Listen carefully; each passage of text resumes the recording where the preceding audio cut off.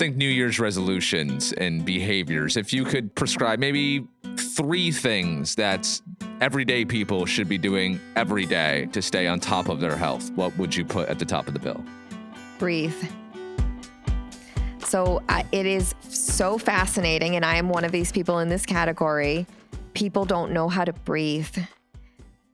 It's from your lungs, that the capacity of your rib cage. So sometimes if you say to somebody, we call this like anterior posterior. So a lot of people are upper chest breathers, and they kind of almost look like this when they're breathing. They might have a bit of, not to say hyperventilation, but the cadence of their breath is more quick versus in yoga, right? Like one of the most wonderful things when you're having a really deep breath in and then inspiring maybe one more sip of air and then even challenging yourself again, one more sip of air.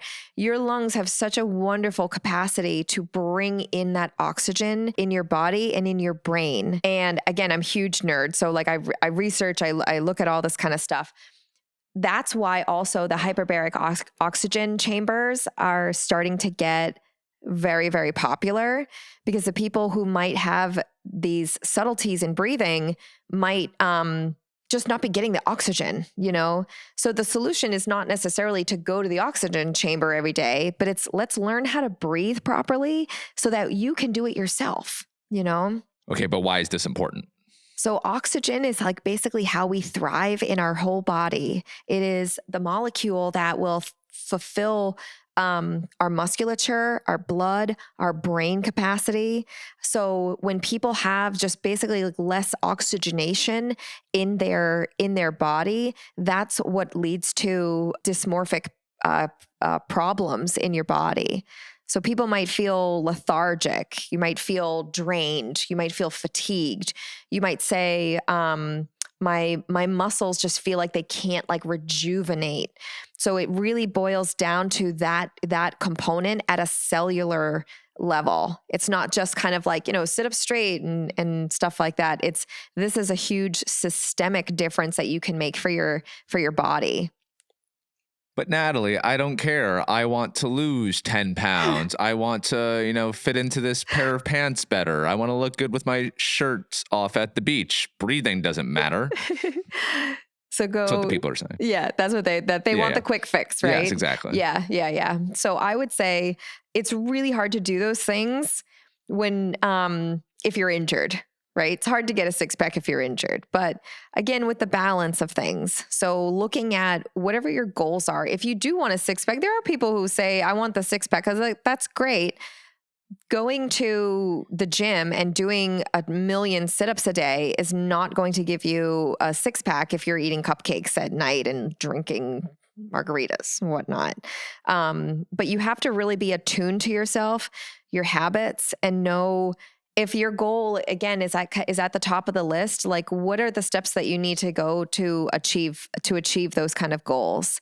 And there are times where, to your point in your example of having maybe a little bit of complication in someone where they want it now, I have a little bit like high kind of achieving goals. We want to make something realistic for them to be able to achieve. We say your goals are our goals. So if you do want a six-pack, okay, we're going to see like how we can try to help you with that. But we need to have a dose of reality and say we can teach you and guide you exactly on how to do that. Yeah. Okay, so you like breathing as something that people should focus on in 2026. What else? Breathing. I think that I love breathing. Yeah. Big fan. Big fans of it. Big fan of oxygen. Yeah. Get that right on in there. I would say the second thing is water, like your water intake. Hydration is kind of also in that cellular component. And making sure that your body's able to thrive in doing that. The third thing, I would say, movement. Generating movement, anything like stagnant, as we know, just stays stagnant. And the odds of it moving is not going to happen unless you have the propulsion, if you will, to do so, like mentally and physically. So anything that you can do to get your body moving and having that encompass of like just overall health and wellness has to do, movement is a measurable component. And I think that's why I didn't list it first, because movement essentially it's kind of more geared towards your capacity. And then even studies are showing about your lifespan. So like if you're 70 years old and you can't walk up a flight of stairs, the odds of you living until you're like 100 is like not that great. But if you're 70 years old and you're able to move your body and function, do an overhead press of X amount of pounds, do push-ups, be able to hold your grip. The movement capacity is more of that measurement and that qualitative aspect of longevity of your life there. So what kind of movement? How do you figure out what movement is best for you? There's so many different ways. Yes. Shout out to Studio One. I've been going to them. That's my new spot. I know you love to do boxing at Seacoast Kettlebell. Oh, I love Seacoast Kettlebell. I love those videos that you post. Oh, You're yeah. feisty. I would not want to be in front of you wearing boxing gloves. I had to upgrade my boxing gloves because they were like, I kept on getting bruises. I kept on getting literally like hardcore bruises on my knuckles. And the coaches were concerned. They were like, oh my God. And I'm like, what am I doing wrong? And they're like, Natalie, you're not doing anything wrong. You're just throwing hammers. I was like, okay. But yeah, upgraded boxing gloves. I got a new spot on the bag, and no more bruises. I was there this morning, actually, 6 a.m. Amazing. Wow. Yep. Look at you. No, it was awesome. Okay. Yeah. Seacoast Kettlebell was awesome. So how do people figure out what's the best kind of movement for them? Yeah. Diversifying your movements. So again, with like the whole pie chart kind of thing, you should be able to have this. So there's the different planes of movements are in layman's terms, it's forwards, backwards, side, and then rotational. So if somebody's limited in one of those things, that also can be risk of that kind of that kink in the kinetic chain of making it problematic for you in the future. So what I really valued selfishly going to boxing, I, number one, wanted an outlet for, I noticed like my transitional movements were lacking, which also is needed for golf. So I know you're a big golfer. I'm such a big golfer. I love golf very much. The PGA just sent me a chocolate box this morning. What? My admin, so Maddie in our admin location literally texted me. She goes, there's a box here from the PGA. And I was like, open it, and it was a box of chocolates. And they was just saying, thank you for, working with us in 2025 and whatnot. Wait, what work did you do with the PGA? I did Professional Golfers Association. Yes. I was a keynote speaker at the PGA of New England. No way. Yeah. Very cool. The speech was called Mindset Over Mulligans. Love that. Yeah. Very on brand. Yes. But yeah, so making sure that you're capable of doing diverse movements. And what I mean by that also is, like we said, the forward, backward, side to side and twisting kind of motions in terms of your mobility, but also being able to do things such as lift something up. So a human being really should be able to get down to the floor and stand back up, however that might happen. Now, if you're 90 years old, yeah, you can use a couch to assist you up. You can use a little bit of leverage. But if you literally physically, even with some sort of help, cannot get up from the floor, then this is a big fall risk for you. That additionally, safety measures of if for whatever reason your cell phone went under the couch, how are you going to get it? How are you going to retrieve it and stand back up? Because I don't want you hurting yourself even more. So other capacities like body weight. So being able to like do a push-up. Every person should be able to do a push-up just as a sign of advanced physical health and wellness, that you're doing pretty good if you can do a push-up independently there. And that's of course the component of strength. The other thing that a lot of people lack, and this also attributes to boxing, is the impact. So I like to kind of go with plyometric and impact kind of velocity, because it basically means, can your body produce an amount of speed and velocity that can be quick and then can be returned back in a controlled manner? So that would be like me telling you, to stand up here and then literally jump as high as you can, and then be able to land softly.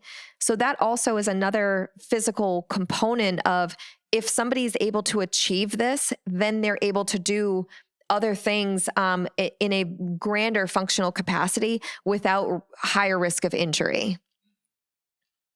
Would also like to add, for anyone who's figuring out how to, what's exercise lane to go down, what's fun for you? I think we often lose that. I mean, I hate lifting weights. I love that. Yeah. I hate lifting weights, but I know how crucial it is. And so I was, going to the gym just solo for a while, and just like, every time I showed up, I didn't want to be there, and I'm just grinding through it, and I hate every aspect of it. It's just not fun for me.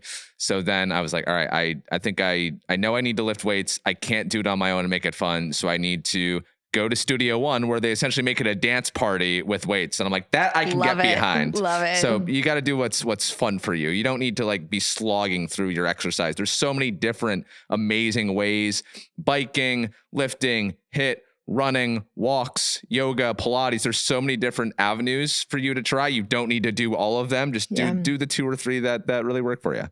100%. Yeah. Fun and gamify. Like people like gamifying activities as well. I love that, Troy, so much. Like, making things fun and so enjoyable is a wonderful, wonderful kind of way to be able to be free and move your body.